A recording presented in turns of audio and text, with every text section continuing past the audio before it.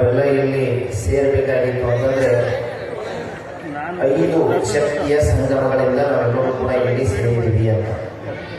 ಇವತ್ತಿನ ದಿವಸ ನಾವೇನಾದ್ರೂ ನಂದಿ ಬಗ್ಗೆ ಮಾತಾಡಿದೇವಿ ಅಥವಾ ನಂದಿ ಬಗ್ಗೆ ಏನಾದರೂ ನಾವು ಕೇಳಿದೀವಿ ಅಂತಂದ್ರೆ ನಮ್ಮಷ್ಟು ಸೌಭಾಗ್ಯಶಾಲಿಗಳು ಅಥವಾ ಪುಣ್ಯವಂತರು ಯಾರೂ ಅಲ್ಲ ಅನ್ನುವಂಥದ್ದು ದಿನ ಕಳೆದಂತೆ ನಿಮಗೆಲ್ಲರೂ ಕೂಡ ಗೊತ್ತಾಗ್ತದೆ ಅನ್ನೋದು.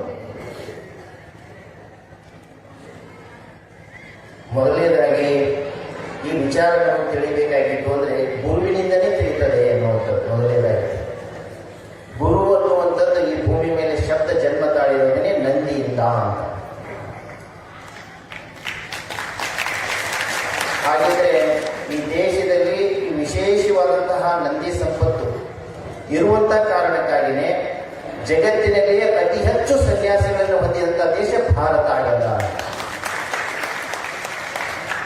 ಹಾಗಿದ್ರೆ ಈ ಧರ್ಮ ಅನ್ನುವಂಥದ್ದು ಯಾವುದೇ ಆಗಿರ್ಬೋದು ಈ ಭೂಮಿ ಮೇಲೆ, ಆ ಧರ್ಮ ಎದ್ರ ಮ್ಯಾಗ ನಿಂತದಪ್ಪ ಅಂತಂದ್ರೆ ಈ 4 ಕಾಲಿನ ಬಸವಣ್ಣ ಅಥವಾ ನಂದಿ ಮ್ಯಾಗ ನಿಂತದ.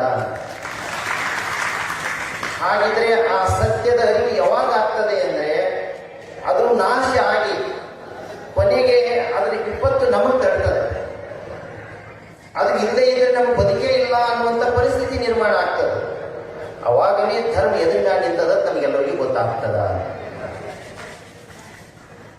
ಇದೇ 20 ವರ್ಷಗಳ ಹಿಂದೆ ನಮ್ಮ ಗ್ರಾಮಗಳಲ್ಲಿ ಯಥೇಚ್ಛವಾಗಿ ಈ ಎತ್ತುಗಳಿತ್ತು, 4 ಕಾಲಿನ ಬಸವಣ್ಣಗಳಿತ್ತು ಮತ್ತು ಅದರ ಆಧಾರಿತವಾಗಿ ಕೃಷಿ ಮಾಡುವಂತ ಕೃಷಿಕರಿದ್ರು. ಅವಾಗ ನಾವೆಲ್ಲರೂ ಆರೋಗ್ಯವಾಗಿದ್ವಿ. ಆದರೆ ಅದರ ಸಂಖ್ಯೆ ಇವತ್ತು ಕಡಿಮೆ ಆದಾಗ ಅನಾರೋಗ್ಯಕ್ಕೆ ತುತ್ತಾಗುವಂತ ಜನಸಂಖ್ಯೆ ಹೆಚ್ಚಿಗೆ ಆಗಕತ್ತದೋ ಇಲ್ಲೋ ನೀವೇ ಹೇಳಬೇಕು. ಹೆಚ್ಚಿಗೆ ಆಗತ್ತದ್ರಿ ಪ್ರತಿಯೊಂದು ಗ್ರಾಮದಲ್ಲೇನು ಅಂದ್ರೆ ಪ್ರತಿಯೊಬ್ಬರ ಮನ್ಯಾಗ ಔಷಧಿ ಬಂದಾವು. ಯಾಕೆ ಔಷಧಿ ಬಂದವು ಅಂತಂದ್ರೆ ನಮ್ಮ ಮನ್ಯಾಗ ಇರುವಂತ ಎತ್ತುಗಳು ಅಥವಾ 4 ಕಾಲಿನ ಬಸವಣ್ಣಗಳು ಓದುವು ಅಂತ. ಹಾಗಿದ್ರೆ ನಮ್ಮ ಮನ್ಯಾಗ ಔಷಧಿ ಕಡಿಮೆ ಆಗಿ ನಾವೆಲ್ಲರೂ ಆರೋಗ್ಯವಂತರಾಗಿರ್ಬೇಕಾದ್ರೆ ಮತ್ತೇನ್ ಬೇಕು? ಬಸವಣ್ಣ ಬೇಕು. ಇದು ಶ್ರೀಶೈಲ ಮಲ್ಲಯ್ಯನ ಸಾಕ್ಷಿಯಾಗಿ ನಾನು ಮಾತಾಡಬೇಕು ಮತ್ತು ಅದರ ಸಾಕ್ಷಿಯಾಗಿ ನೀವು ಕೇಳಬೇಕು. ಇದು ಹೆಂಗದಪ್ಪ ಅಂದ್ರೆ ಮಾಡು ಇಲ್ಲವೇ ಮಡಿ ಎನ್ನುವಂತ ಪರಿಸ್ಥಿತಿ. ಕೇವಲ ಇದು ನಮ್ಮ ದೇಶಕ್ಕೆಲ್ಲ ಸಂಬಂಧಪಟ್ಟಂಥದ್ದು, ಭೂಮಿ ಮೇಲೆ ಇರುವಂತ ಎಲ್ಲಾ ದೇಶಗಳಿಗೆ ಅನ್ವಯವಾದಂತ ವಿಚಾರ ಆಗ್ತಿದೆ. ಹಾಗಿದ್ರೆ ಈ ವಿಚಾರ ಎಲ್ಲಿಂದ ಜನ್ಮ ತಾಳಿತು ಅಂತಂದ್ರೆ ಈ ವಿಚಾರ ಬಗ್ಗೆ ಹೆಚ್ಚೆಚ್ಚು ಜನ ಹೆಚ್ಚಿಗೆ ಚಿಂತನೆ ಮಾಡಕ್ಕೆ ಎಲ್ಲಿಂದ ಪ್ರಾರಂಭ ಆಯಿತು ಅಂತಂದ್ರೆ ಜ್ಞಾನಿ ಯೋಗಿ ಪೂಜ್ಯ ಶ್ರೀ ಸಿದ್ದೇಶ್ವರ ಅಪ್ಪಾಜಿ ಅವರಿಂದ. ಒಂದು ಬಾರಿ ಅವ್ರ ಹತ್ರ ನಾವು ಚಿಂತನೆ ಮಾಡಕ್ ಹೋಗಿದ್ವಿ. ಸಾಯಂಕಾಲ ಒಂದು 2-2:30 ಗಂಟೆ ನಾವು ಪ್ರಶ್ನೆ ಕೇಳ್ತಾ ಹೋದಾಗ ನಮಗ್ ಗೊತ್ತಾಯ್ತು ಏನಪ್ಪಾ ಅಂದ್ರೆ ನಾವೆಲ್ಲರೂ ಕೂಡ ಮುಖ ಮಾಡಬೇಕಾಗಿರೋದು ಈ ಶ್ರೀಶೈಲ ಮಲ್ಲಯ್ಯನ ಮುಂದೆ ಏನು ನಂದಿ ಅದನ್ನೆಲ್ಲ ಆ ಕಡೆ ಮುಖ ಮಾಡಬೇಕು ಅಂತ. ಅದಕ್ಕಾಗಿಯೇ ನಾವೆಲ್ಲರೂ ಕೂಡ ಇಲ್ಲಿ ಸೇರಿರುವಂಥದ್ದು.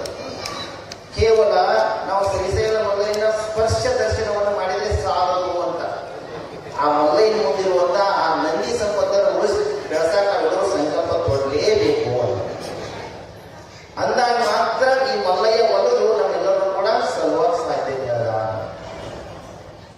ಹೌದು, ಈ ಚಿಂತನೆ ಬಂತು. ಈ ಚಿಂತನೆ ಒಂದು ಶಕ್ತಿ ಎಲ್ಲಿಂದ ಬಂತು ಅಂತಂದ್ರೆ ಪೂಜ್ಯ ಶ್ರೀ ಸಿದ್ದೇಶ್ವರಪ್ಪ ಅವರು ಎಲ್ಲಿ ಜನ್ಮ ತಾಳಿ 14 ವರ್ಷ ಬಾಲ್ಯವನ್ನು ಕಳೆದಿದ್ರು, ಬಿಜ್ಜರಿಗೆಯಲ್ಲಿರುವಂತ ಸಿದ್ದೇಶ್ವರಪ್ಪ ಅವರ ಒಂದು ಮನೆಯಿಂದ ಇದೆಲ್ಲ ಶಕ್ತಿ ಹೊರಬಂದಿರುವುದು. ಶಕ್ತಿ ಹಾಗಿದ್ರೆ ಇದಕ್ಕೆ ಸಂಪೂರ್ಣವಾಗಿ ಬೆಂಬಲವಾಗಿ ನಿಂತು ಈ ವಿಚಾರ ಹರಡೋಕೆ ಅಂತಂದ್ರೆ ಇವತ್ತು ಕೋಟ್ಯಾಂತರ ಏನೋ ಹಣ ಇರುವಂತವ್ರು ಆ ಮನೆಗೆ ಹೋಗಿದ್ರೆ ಅವರಿಗೇನಾದ್ರೂ ಮಾನ್ಯತೆ ನೀಡಿದ್ರೆ ಅಲ್ಲಿ ಒಂದು ಬೇರೆ ರೀತಿಯ ಒಂದು ವ್ಯವಸ್ಥೆ ನಡೀತಾ ಇತ್ತು, ಬೆಳೀತಾ ಇತ್ತು. ಆದ್ರೆ ಯಾರಿಗೆ ನೀಡಿಲ್ಲ ಅವ್ರ ಮಾನ್ಯತೆ. ಯಾರಿಗೆ ನೀಡಿದ್ರಪ್ಪ ಅಂತಂದ್ರ ಅದೇ ಗ್ರಾಮದಲ್ಲಿ ಬಿಜ್ಜರಿಗೆ ಗ್ರಾಮದಲ್ಲಿ ಕೇವಲ 16 ಜೋಡಿ ಎತ್ತುಗಳದ ಅಂದ್ರೆ 14 ಜನ ಅದ. ಅವರನ್ನು ಉಳಿಸೋದೇ ನಿಜವಾದ ಧರ್ಮ ಅಂತೇಳಿ ಅವ್ರನ್ನು ಉತ್ಸಾಹ ನಿಂತವರು ಅದೇ ಸಿದ್ದೇಶ್ವರಪ್ಪ ಸೋದರ ಅಂತ ಪೂಜ್ಯ ಶ್ರೀ ಸೋಮಲಿಂಗ ಅಂತ ನೋಡುವುದು. ಎಷ್ಟೋ ಜನ ಕೋಟ್ಯಾಂತರ ಹಣ ತಗೊಂಡು ಹೋಗ್ಬೋದು, ಈ ತರ ಹೋಗ್ಬೋದು. ಆದ್ರೆ ಯಾರು ಜೋಡಿ ನಿಂತರು ಅವರು?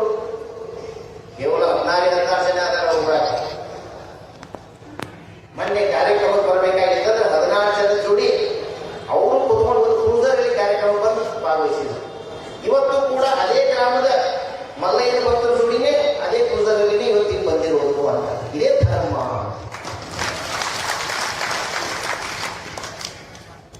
ಹಾಗಿದ್ರೆ ಈ ರೀತಿ ಒಂದು ಕೂಡಿ ಕೆಲಸ ಮಾಡಕತ್ತಿದ್ದಾರೆ.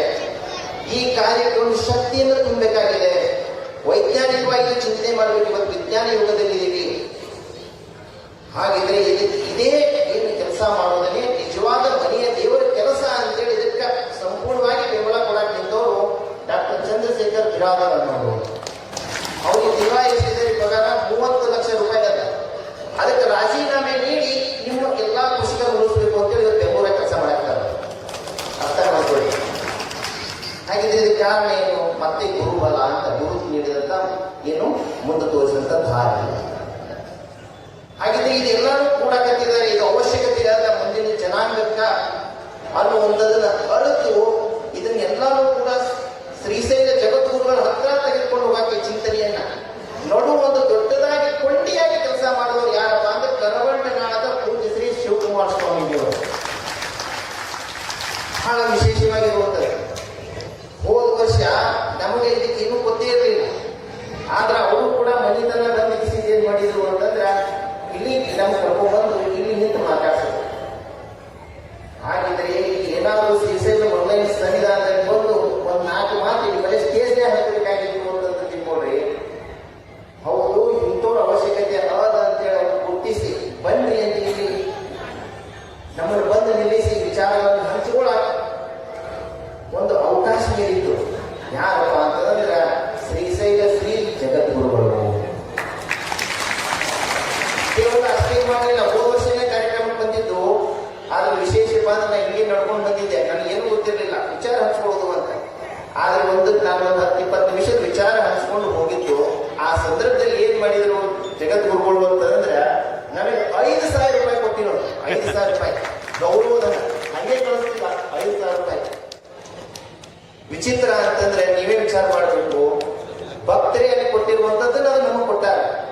ಹಾಗೆ ಒಂದು ವರ್ಷದಲ್ಲಿ ಮುಂದಿನ ವರ್ಷ ಒಂದು ವರ್ಷದಲ್ಲಿ ಹೋದ ವರ್ಷ ನಾವು ಮಾತಾಡಿದ್ದು ಈ ವರ್ಷಕ್ಕೆ ಇವತ್ತು ವ್ರತ ಎಲ್ಲಾನು ಕೂಡ ಎಲ್ಲಾನು ತಯಾರಿ ಮಾಡಿ ವ್ಯವಸ್ಥೆ ಮಾಡಿ ಉಪರಾಷ್ಟ್ರಪತಿಗಳ ಮುಖಾಂತರ ಚಾಲನೆ ನೀಡಿ ಇಲ್ಲಿವರೆಗೆ ಕಳಿಸಿದಂಥದ್ದು ಯಾರಪ್ಪ ಅಂದ್ರೆ ಶ್ರೀಶೈಲ ಜಗದ್ಗುರುಗಳು. ಇದು ನಮ್ಗೆ ಏನಿಲ್ಲ ಅಂತಂದ್ರೆ ಏನ್ ನೀವು ಮಾಡಕತ್ತೀರಲ್ಲ, ಹೌದು ಇದು ಒಳ್ಳೆ ಕೆಲಸ. ಭವಿಷ್ಯ ಇದರ ಮ್ಯಾಗ ನಿಂತದ.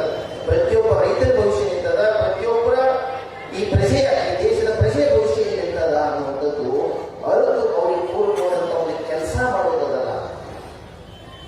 ಅದಕ್ಕೆ ಏನ್ ಮಾಡ್ತಾರಪ್ಪ ಅಂದ್ರೆ ಜಗತ್ತು ಅವರಿಗೆ ತಿಳಿವು ಹಾಕ್ತದ. ಅವ್ರಿಗೆ ಏನ್ ಮಾಡ್ತದ ಅಡ್ಡ ಬಲಕ್ಕೆ ಹೊರತು ನೆಲೆಸ್ತದ ಅಂತೇಳಿ ಅರ್ಥ. ಹಾಗಿದ್ರೆ ಇವತ್ತು ಬಸವ ತತ್ವದ ಬಗ್ಗೆ ಸಾಕಷ್ಟು ಮಾತಾಡಲಿದ್ದೀವಿ. ಆದರೆ ಈ 4 ಕಾಲಿನ ಬಸವಣ್ಣನನ್ನು ಉಳಿಸುವಂತ ರೈತರನ್ನು ಉಳಿಸದೆ ಬಸವ ತತ್ವ ಉಳಿಸಕ್ ಸಾಧ್ಯತೆ ಇದೆ ಅನ್ನುವಂಥ ಪ್ರಶ್ನೆ ಇದೆ. ಆಧುನಿಕ ವಿಜ್ಞಾನ ಹೇಳ್ತದೆ, ಇತಿಹಾಸ ಹೇಳ್ತದೆ, ಅದೇ ರೀತಿ ವಚನ ಸಾಹಿತ್ಯ ಹೇಳ್ತದೆ. ಈ 4 ಕಾಲಿನ ಬಸವಣ್ಣನ್ನು ಕಟ್ಟಿ ಒಕ್ಕಲ್ತನ ಮಾಡ್ತಾರಲ್ಲ ಆ ರೈತರನ್ನು ಉಳಿಸಲಾರದೆ ಈ ಬಸವ ತತ್ವವನ್ನು ಉಳಿಸಕ್ ಸಾಧ್ಯತೆ ಇಲ್ಲ. ಹಾಗಿದ್ರೆ ಈ ಬಸವ ತತ್ವವನ್ನ ಅನಾದಿ ಕಾಲದಿಂದಲೂ ಕೂಡ ಉಳಿಸ್ಕೊಂಡು ಬೆಳೆಸ್ಕೊಂಡು ಬಂದವರು ಯಾರಪ್ಪ ಅಂತಂದ್ರೆ ನೀವೇನೆಲ್ಲ ಪಾದಯಾತ್ರೆ ಮಾಡ್ಕೊಂಡು ಬಂದಿರ್ತೀರಲ್ಲ, ನೀವೆಲ್ಲರಿಂದ ಉಳಿತಾ ಇದೆ. ಯಾರೆಲ್ಲ ಕಂಬಿಯನ್ನು ತೆಗೆದುಕೊಂಡು ಅಲ್ಲಿಂದ ಇಲ್ಲಿ ಬರ್ತಾ ಇದ್ದೀರಲ್ಲ ಅವರಿಂದ ಉಳಿತಾ ಇದೆ ಅನ್ನೋ ವಿಶೇಷ ಅಂತಂದ್ರೆ ಈ ಕಂಬಿ ಅಂದ್ರೆ ಬೇರೆ ಇಲ್ಲ, ನಂದಿ ಅಂದ್ರೆ ಬೇರೆ ಇಲ್ಲ. 4 ಕಾಲಿನ ಬಸವಣ್ಣ ಅಥವಾ ನಂದಿ ಸಂಪತ್ತು ನಮ್ಮ ಗ್ರಾಮದಲ್ಲಿ ಉಳಿಲೇಬೇಕು. ಉಳಿದ್ರೆ ಮಾತ್ರ ನಮ್ಮ ಭವಿಷ್ಯ ಅಂತ ತಿಳಿಸಾಕನೆ ಈ ಕಂಬಿ ಬಲೆಯ ಪೂಜಾ ಸಂಪ್ರದಾಯ ಅದ.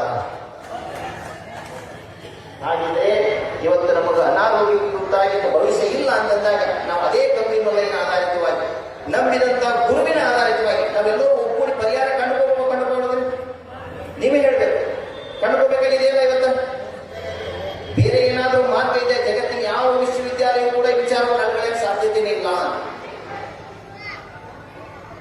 ಹಾಗಿದ್ರೆ ನಾವು ಬರುವ ಸುಮಾರು ಗ್ರಾಮಗಳಿಗೆ ನಗರಗಳಿಗೆ ಎಲ್ಲಾನು ಹೋಗಿ ಇದನ್ನೇ ಚಿಂತನೆ ಮಾಡ್ತಾ ಬಂದಿರುವಂಥದ್ದು ಪ್ರತಿಯೊಬ್ಬರು ಹೇಳ್ತಾ ಇರೋದು. ಇನ್ನು ನಮ್ಮ ಭವಿಷ್ಯ ಇಲ್ಲ, ಈ 4 ಕಾಲಿನ ಬಸವಣ್ಣ ಮನೆಯವರು ನಮ್ಮ ಗ್ರಾಮದಲ್ಲಿ ಮೇಲೇಬೇಕು.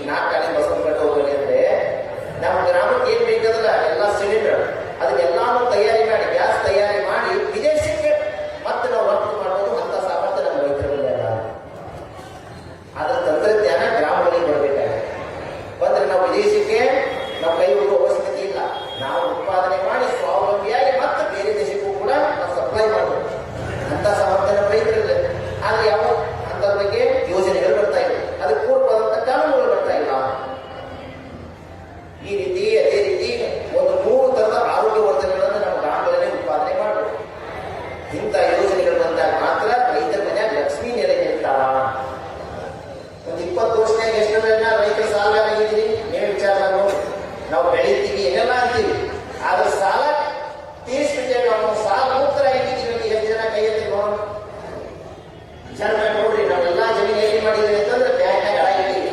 ಯಾಕೆ ಹಣ ಇಟ್ಟಿವಿ ಅಂತಂದ್ರೆ ನಮ್ಮ ಲಕ್ಷ್ಮಿ ನೆಲೆ ನಿಲ್ಲುವಂತ ಒಂದು ವ್ಯವಸ್ಥೆನೇ ಹೋಗ್ಬಿಡ್ತು ಅಂತ. ಬಸವಣ್ಣ ಹೊಡೆದ್ರೆ ಮಾತ್ರ ರೈತರ ಮನೆಯ ಲಕ್ಷ್ಮಿ ಉಳಿಯಕ್ಕೆ ಸಾಧ್ಯತೆ ಅದಾಳ. ಹಾಗಾಗಿ ಇವತ್ತು ಈ ಬಸವ ತತ್ವ ಉಳಿಸೋದು ಅಂತಂದ್ರೆ ರೈತರ ಮನೆಯಾಗ ಈ ಲಕ್ಷ್ಮಿ ನೆಲೆ ನಿಲ್ಲುವಂತೆ ಮಾಡೋದು ಅಂತೇಳಿ ಅರ್ಥ. ಹಾಗಿದ್ರೆ ಇಲ್ಲಿ ಮುಖ್ಯವಾಗಿ ಈ ಒಂದು ಕಂಬಿ ಮಲ್ಲಯ್ಯನ ಪೂಜಾ ಸಂಸ್ಕೃತಿ ಬೇರೆ ಇಲ್ಲ, ಈ ಬಸವ ತತ್ವವನ್ನು ಉಳಿಸುವಂತ ಕೆಲಸ ಬೇರೆ ಇಲ್ಲ.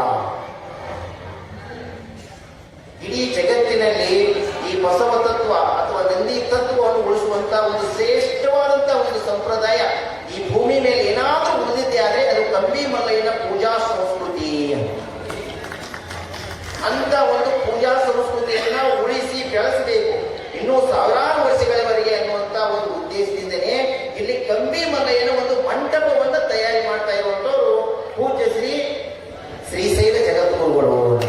ಒಟ್ಟಿಗೆ ಹೇಳೋದು ಇದೇ ಸೀಮಿತ ಒಂದು ಸಾವಿರಾರು ವರ್ಷಗಳವರೆಗೆ ಇದು ಉಳಿಬೇಕು ಅನ್ನುವಂಥದ್ದು. ಹಾಗೆಯೇ ಇದಕ್ಕಿಂತಲೂ ಶ್ರೇಷ್ಠವಾದಂತಹ ಬಸವ ತತ್ವವನ್ನು ಉಳಿಸುವಂತ ಕೆಲಸ ಈ ಭೂಮಿ ಮೇಲೆ ಏನಾದರೂ ಹೋದ ಅನ್ನುವಂಥ ಪ್ರಶ್ನೆ ಆಗಿರೋದು.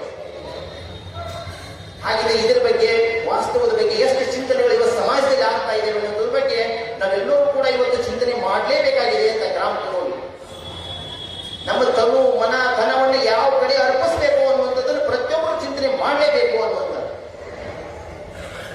ಗ್ರಾಮಗಳಲ್ಲಿ ಇವತ್ತು ಕಾರ್ಯಕ್ರಮಗಳಾಗಿ ಯಾರು ಇವತ್ತು ರೈತರ ಪರವಾಗಿ ಈ ದೇಶದ ಪರವಾಗಿ ನಮ್ಮ ಮಕ್ಕಳ ಮರಿಗಳು ಉಳಿಬೇಕು ಅನ್ನುವಂಥ ನಿಟ್ಟಿನಲ್ಲಿ ಯಾರು ಕೆಲಸ ಮಾಡ್ತಾ ಇದ್ದಾರೆ, ಇದರ ಬಗ್ಗೆ ಚಿಂತನೆ ಮಾಡಿದೆ ವಿರುದ್ಧವಾದಂತಹ ದಿಕ್ಕಿನಲ್ಲಿ ಯಾರು ಕೆಲಸ ಮಾಡ್ತಾ ಇದ್ದಾರೆ, ನೀವೆಲ್ಲರೂ ವಿಚಾರ ಮಾಡಿನೇ ಹೆಜ್ಜೆ ಇಡಬೇಕಾಗಿದೆ ಅನ್ನುವಂಥದ್ದು.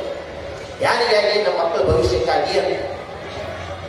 ಈ ನಿಟ್ಟಿನ ವಿಚಾರವನ್ನು ಮಾಡಿ ನಾವೆಲ್ಲರೂ ಗುರುವಿನೊಂದಿಗೆ ಹೆಜ್ಜೆ ಇಡದೆ ಹೋದ್ರೆ ತಿನ್ನು ಅನ್ನ ವಿಷ ಆಗ್ತದೆ ಅಂತ ನೀವು ಪ್ರತಿಯೊಬ್ಬರು ಮಾತಾಡಕತ್ತೀರಿ ಇವತ್ತು. ಹೌದ್ರಿನ ಹೇಳತ್ತು ಅನ್ನದಲ್ಲಿ ಸತ್ತು ಹೋದಂತ ಕಾರಣಕ್ಕಾಗಿ ಸುಮಾರು ರೋಗರುಜಿನಗಳು ಬರ್ತಾ ಇದ್ದಾವೆ. 4ರಲ್ಲಿ ಒಬ್ಬರಿಗೆ ಕ್ಯಾನ್ಸರ್ ಬರಾಕತ್ತದ. ತಿನ್ನು ಅನ್ನ ವಿಷ ಆಗ್ತದೆ, ಕುಡಿಯೋ ನೀರು ವಿಷ ಆಗ್ತದೆ, ಸೇವಿಸುವಂತ ಗಾಳಿ ವಿಷ ಆಗ್ತದೆ. ಇವೆಲ್ಲವನ್ನೂ ಅರಿತಂತ ಕಾರಣಕ್ಕಾಗಿ ಇನ್ನ ಮುಂದೆ ನಾವೇನಾದ್ರೂ ಸುಮ್ಮನೆ ಬೋಧನೆ ಮಾಡಿದ್ರೆ ಸಾಗೋದಿಲ್ಲ. ಹಕ್ಕೊತ್ತಾಯ ಪತ್ರವನ್ನು ಸರ್ಕಾರಕ್ಕೂ ಕಳಿಸ್ತೀವಿ, ಆದ್ರೂ ಕೂಡ ಇದು ಏನ್ ಮಾಡಿಲ್ಲ, ಬಜೆಟ್ ಅಲ್ಲಿ ಬರಲಿಲ್ಲ ಅಂದಾಗ ನಮಗೆ ಮನವರಿಕೆ ಆಗಿರೋದು ಏನಪ್ಪಾ ಅಂತಂದ್ರೆ ನಾವು ಅವ್ರಿಗೆ ಮತನೇ ನೀಡಿಲ್ಲ ನಂದಿ ಸಂಪತ್ತನ್ನು ಉಳಿಸುವಂತೇಳಿ. ಹೌದ್ರಿ ಹೇಳೋದು? ಏನಾದ್ರು ಮತ ನೀಡಿದ್ದೀರಿ? ಪಕ್ಷ ಯಾವುದೇ ಆಗಿರ್ಬೋದು, ಯಾರೇ ಜಾತಿಯವ್ರು ನಿಂತಿರ್ಬೋದು, ಯಾರೇ ಮತದವ್ರು ನಿಂತಿರ್ಬೋದು, ನಾವೇನಾದ್ರೂ ಈ ನಂದಿ ಸಂಪತ್ತಿನ ಮೇಲೆ ನಮ್ಮ ಭವಿಷ್ಯ ಇರ್ತದ, ಅದಕ್ಕಾಗಿ ಅದನ್ನು ಉಳಿಸಿ ಬೆಳೆಸೋರಿಗೆ ಅದಕ್ಕೆ ಪೂರ್ವವಾದ ಕಾನೂನು ಯೋಜನೆ ತರೋರಿಗೇನೆ ನಾವು ಮತ ನೀಡೀವಿ ಅನ್ನೋದು ಯಾರು ಹೇಳಿದ್ರೆ ವಿಚಾರ ಮಾಡಿ ನೋಡಿ. ಹಾಗಿದ್ರೆ ನಾವು ಎಲ್ಲಿ ಹಕ್ಕದ ಅಂತ ಕೇಳಕತ್ತಿದ್ದು. ಹಕ್ಕು ಯಾವಾಗ ಬರ್ತದಪ್ಪ ಅಂದ್ರೆ ನೀವು ನಂದಿ ಸಂಪತ್ತನ್ನು ಉಳಿಸಿ ಬೆಳೆಸೋರಿಗೆ ಮತ ನೀಡಿದ್ರೆ ಮಾತ್ರ ನಿಮ್ಗೆ ಹಕ್ಕು ಬರ್ತದ ಅನ್ನೋದು. ಹಾಗಿದ್ರೆ ನಿಮ್ಗೆಲ್ಲರಿಗೆ ಹಕ್ಕು ಬರಬೇಕಾಗಿತ್ತು ಅಂತಂದ್ರೆ ನೀವೆಲ್ಲರೂ ಕೂಡ ಯಾರು ನಂದಿ ಸಂಪತ್ತನ್ನು ಉಳಿಸಿ ಬೆಳೆಸ್ತೀನಿ, ನಮ್ಮ ಗ್ರಾಮದಲ್ಲಿ ನಂದಿ ಸಂಪತ್ತನ್ನು ಹೆಚ್ಚಿಗೆ ಮಾಡ್ತೀನಿ, ನಿಮ್ಮ ಆರೋಗ್ಯವನ್ನು ವೃದ್ಧಿ ಮಾಡ್ತೀನಿ ಅಂತ ಅವ್ರಿಗೆ ಮತ ನೀಡುವಂತ ಸಂಕಲ್ಪವನ್ನು ಶ್ರೀಶೈಲ ಮಲ್ಲಯ್ಯನ ಸಾಕ್ಷಿಯಾಗಿ ನಾವು ಮಾಡಬೇಕು. ಹೌದು, ಹೇಳ್ತಾ ಇರೋದು ನಾವು ಸ್ಪರ್ಶ ದರ್ಶನವನ್ನು ಮಾಡಿದೀವಿ, ಎಲ್ಲಾ ರೀತಿ ದರ್ಶನವನ್ನು ಮಾಡಿದೀವಿ, ನಮ್ಗೆ ಇಷ್ಟೆಲ್ಲ ಅನಾರೋಗ್ಯ ಆಯಿತು, ಏನು ಮಾಡೋದು ಅಂತ ಮಲ್ಲಯ್ಯ ಹೋದ್ರೆ ಮಲ್ಲಯ್ಯ ಯಾಕಂದ್ರೆ ಮಾಡ್ತಾನೆ, ನನ್ನ ಮುಂದಿರುವಂತ ನಂದಿ ಉಳಿಸಿ ನಿಮ್ಮ ಆರೋಗ್ಯ ಬರ್ತದೆ ಮಲ್ಲಯ್ಯ ಹೇಳ್ತಾನ. ಸುಮ್ಮನೆ ಆರೋಗ್ಯ ಬರ್ತದೆ. ಹಾಗಿದ್ರೆ ನಾನೇ ಒಂದು ಇವತ್ತು ನಿರ್ಧಾರ ಮಾಡಿರೋದು ನನ್ನ ವೈಯಕ್ತಿಕ. ಯಾಕಪ್ಪ ಅಂದ್ರೆ ನಾವು ಕೃಷಿ ಅಧಿಕಾರಿ 10 ವರ್ಷ ಕೆಲಸ ಮಾಡಿದ್ದೀನಿ, ಬರೀ ಹೂ ಅಂತ ಹೇಳ್ತಾ ಇರೋದು.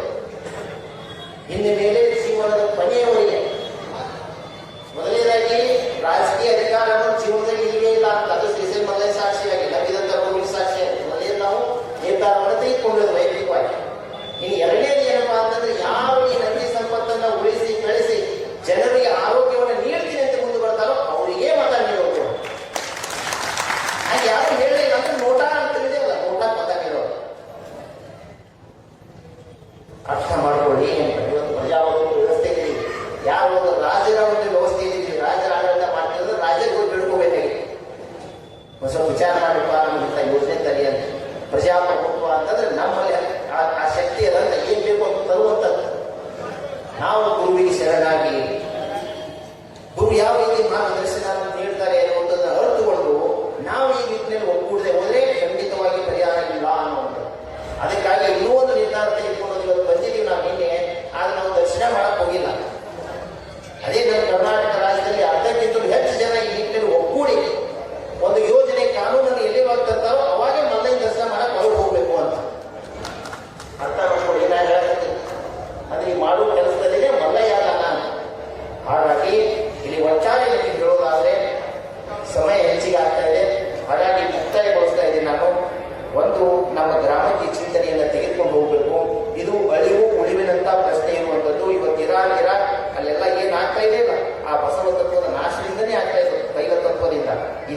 ತತ್ವ, ಈ 4 ಕಾಲಿನ ಬಸವಣ್ಣನನ್ನ ಉಳಿಸುವಂಥದ್ದು.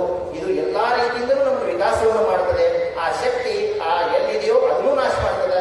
ಎಲ್ಲಿ ತಂದು ನಾವು ಉಪಯೋಗ ಮಾಡ್ತೀವಿ ನಮ್ಮನ್ನು ಕೂಡ ಈ ರೋಗ ರುಜಿನಗಳು ಏನು ಬಂದಾವಲ್ಲ ಇವು ಹೆಚ್ಚಿಗೆ ಮಾಡ್ತದ.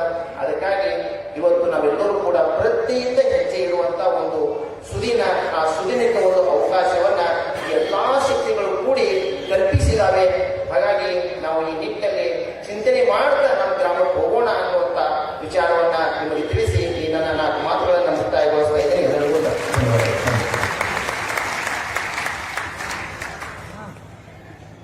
ಅತ್ಯಂತ ಕಳಕಳಿಯ ಮಾತುಗಳನ್ನು ಹಂಚಿಕೊಂಡಿರುವ ನಾಡು ಕಂಡ ಶ್ರೇಷ್ಠ ವ್ಯಕ್ತಿತ್ವವನ್ನು ಹೊಂದಿರತಕ್ಕಂಥ ಬಸವರಾಜ್ ಬಿರಾಜ್ ಸರ್ ಅವರು ಜಗದ್ಗುರು ಮಹಾಸನ್ನಿಧಿಯವರಿಂದ ಮಂಗಲಾಶೀರ್ವಾದವನ್ನು ಪಡೆದುಕೊಳ್ಳಬೇಕು. ಅವರ ಸಂಕಲ್ಪ ಮತ್ತಷ್ಟು ಗಟ್ಟಿಗೊಳ್ಳಲಿ. ನಾಡಿಗೆ ಅವರ ಸಂಕಲ್ಪದಿಂದ ಒಳಿತಾಗಲಿ, ಎಲ್ಲ ರೈತರ ಬದುಕು ಹಸನಾಗಲಿ ಅಂತಕ್ಕಂಥ ಮಂಗಲಾಶೀರ್ವಾದದೊಂದಿಗೆ ಜಗದ್ಗುರು ಮಹಾಸನ್ನಿಧಿಯವರು ಅನುಗ್ರಹಿಸಿ ಆಶೀರ್ವಾದವನ್ನು ದಯಪಾಲಿಸುತ್ತಿದ್ದಾರೆ. ನಾವೆಲ್ಲರೂ ಚಪ್ಪಾಳೆಯೊಂದಿಗೆ ಅವರಿಗೆ ಧನ್ಯವಾದಗಳನ್ನು ಹೇಳೋಣ. ಹಾಗೆಯೇ ನಮ್ಮ